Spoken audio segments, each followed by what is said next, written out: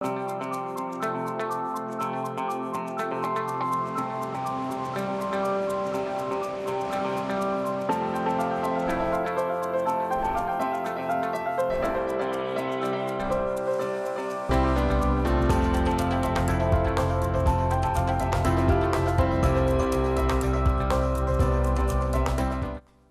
afternoon. Thanks for joining us across the fence. I'm Fran Stoddard. For some people, reinvention just seems easy. Our guest today is one of those people. John Killacky moved to Vermont to run the Flynn Theater in Burlington in 2010, followed by careers as a dancer, a dance company manager in New York City, a performance curator in Minneapolis, and arts administrator in San Francisco. Killacky is also an award-winning filmmaker and a writer. He is currently a Vermont legislator. I am delighted to welcome the multifaceted John Killacky to Across the Fence. Hi, John. Hello, Fran. Nice to be with you. Great to have you here. So you just published Because Art, Commentary, Critique, and Conversations. It's a collection of your writing over the last several decades. What was the impulse to create this anthology? Well, my youngest brother, there's 5 siblings, I'm the middle child. My youngest brother told me that my father had given him a cassette tape and said, I've shared some of the thoughts of my life in case any of my kids wanted to listen to it. Now, I've never heard the tape, but I was really inspired by that. And during the pandemic, I thought about, well, what would my cassette tape be of my life? So I went through, I've been very blessed. I've published like 300 articles and essays, and I went through them, and I found 56, and some of them are speeches, some of them are talks, some of them are essays I've written, political commentaries, some are interviews with artists, and some are critical analysis of artists. And right. I think of it sort of as a living archive of my life. Absolutely, and even scripts from some of your films. So you started out as a professional dancer, and I love this photo of you. It's just beautiful. Then you moved on to arts administration for significant institutions across the country. You have worked to shift cultural expectations and include community. And that's work that many organizations are striving for today, because for many, the arts remain something for privileged, highly educated people. How have you approached making the arts more inclusive, impactful, and not the purview of the elite? Well, that photo of my 20-year-old dancer self, I was very much involved in the studio, in the theater, with dance companies, in the dance world. It was very siloed. But by the 90s, I was working at the Walker Art Center in Minneapolis, and I was a curator there, and I was presenting contemporary artists. And there were a lot of angry artists dealing with a lot of response to the AIDS pandemic. And what happened was called the culture wars. And what I realized is that as I was presenting these artists, I was presenting them sort of in the temple of a museum.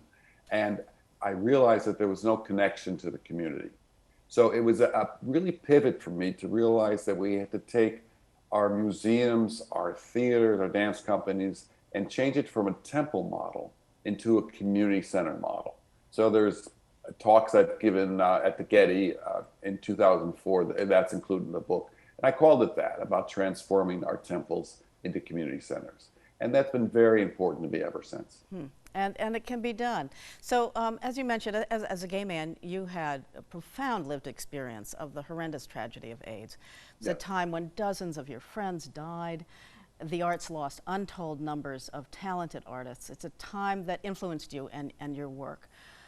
So in slightly a different way of looking at this, what is the role of the arts in cultural transformation then and now? Well, if you look back at the 80s, when the AIDS pandemic was just beginning, many of the artists at that time were the first responders. ACT UP organized, and there were many artists in ACT UP. Keith Haring, the visual artist who I write about in the book, Bill T. Jones, started making work about that as his partner died, and then many of his friends died. Keith Haring even did a set for Bill, and Peter Hujar, the photographer. So in the book, as I talk about these artists, I really also get to talk about myself, because as I was experiencing this, and you said dozens, but actually my diaries list 116 people that I lost from AIDS. And so by the 90s, I actually began making films, and the voiceovers are in the book, about responding and naming some of the people that I'd lost to AIDS, naming them to kind of honor them, you know. And what's interesting is today, when I talk at colleges and different places, people don't understand, young people don't understand what AIDS was like in the 80s and 90s. Currently, it's a chronic, manageable disease, and there's much less stigma around it, but it was terrifying for people, and people were thrown away from their families and the society. It was just a nightmare. And so to me, making sure to tell that history, I did something at Vermont Pride Center, and afterwards someone came up to me and said, I'm so grateful to know this because I had no idea what the struggles were. Well, your artistic work, your films, in those you're able to be very raw. You show a vulnerable side. And then there's this other administrator role that you have where your work is pretty analytical, it's nearly political, it's very polite often. So how do you balance these two sides of yourself? Well, I used to not do that. And one time the Harvard Film Archives was showing some of my films, and I was still working at the Walker Art Center in Minneapolis. And after the screening, someone raised their hand and said, do you ever get confused with that guy with the same name that works at the Walker? And I thought, oh, how silly that I bifurcated my life, you know, and that it's really important to me now to lead an undivided life. And I think this book kind of brings it all together, the hybrid nature of my life, my career. And, you know, sometimes you think as an artist, if you have other jobs, you're seen as less of an artist, or if you're an administrator, you're seen less as an administrator if you're also an artist. But I sort of gave all that up. And you are indeed both. Thank you. So your writings also dive into you being a person with a disability, following a rather botched operation that left you paralyzed. And you know, you have fought to regain and sustain your mobility in a remarkable way over the last 25 years. But how has disability affected your worldview? Well, 25 years ago, I woke up from surgery where I was told that I would be in the hospital 3 or 4 days with a sore neck for a month. I woke up paralyzed, completely quadriplegic. And as you know, it took 3 months for me to learn to walk again.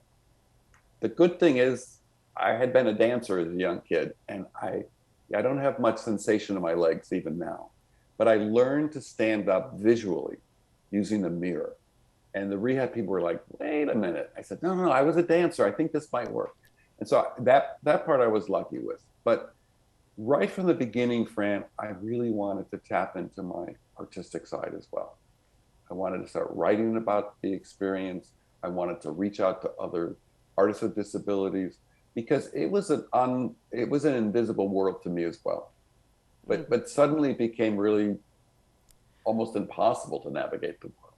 And in the book, I have I think a lovely interview with Judy Smith, who's the founder of the Axis Dance Company that's been to Vermont many times. And she is someone who uses a wheelchair.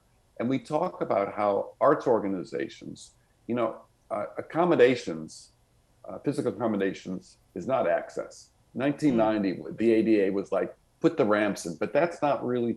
So in this part of the book, we talk about how cultural organizations had to change the way they were presenting work to make it more accessible to all, but it benefits everybody. Well, you certainly opened my eyes and heart to lives lived with a disability and the enormous creative possibility and output of artists who are physically different that you brought to the Flynn. So I thank you for that. And but I'd like to move on. As a young man, you actually spent time in the Himalayas at a monastery. And tell us about the role that Buddhism has played in your life. I so love that you read so much of this book. Thank you. You know, in the 70s in New York, I was in my 20s, and I started encountering some of the Buddhist teachers. And I was very intrigued by this. The Irish Catholic boy in me was like, a whole new world was looking up. And I did, in the end of the 70s, go to a Buddhist monastery for a month. And it really changed my life. You know, I saw miracles. I saw a belief that things could happen. And there's a great phrase called beginner's mind. And, you know, it's in a beginner's mind, there's many possibilities. In an expert's mind, there's few. And it's sort of how I functioned my whole life. I never was trained to be an administrator, but from a dancer, I went to managing Church of Brown's dance company and had to learn how to do that. I then was at the Pew Foundation and was managing a $23 million budget. I had no idea, you know. And even today, you years ago came out and met my Shetland pony.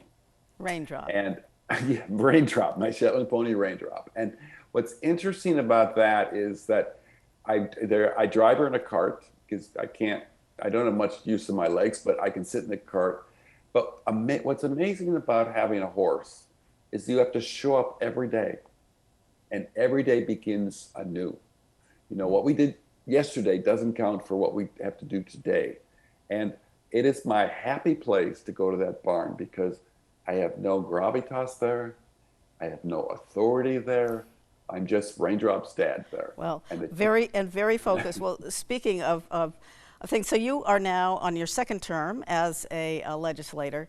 So quickly, what surprised you about being a legislator, yet another role for you? What I loved about it is how similar it is to be an artist. Okay, so when you're a dancer, you are rehearsing, you make things the best they can be, then you try to make them better. Or if it's not working, you drop it. Sometimes you're a soloist, sometimes you're an ensemble member. It's the same thing as when I make films, right?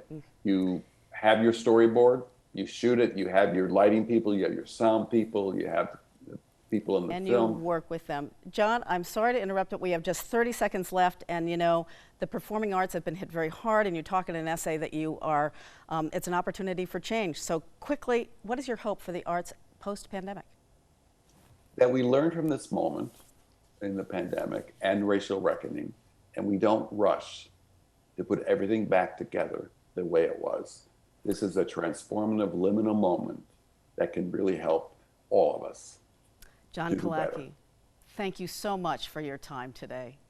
Take care. And thank you for joining us across the fence. I'm Fran Stoddard. Stay well.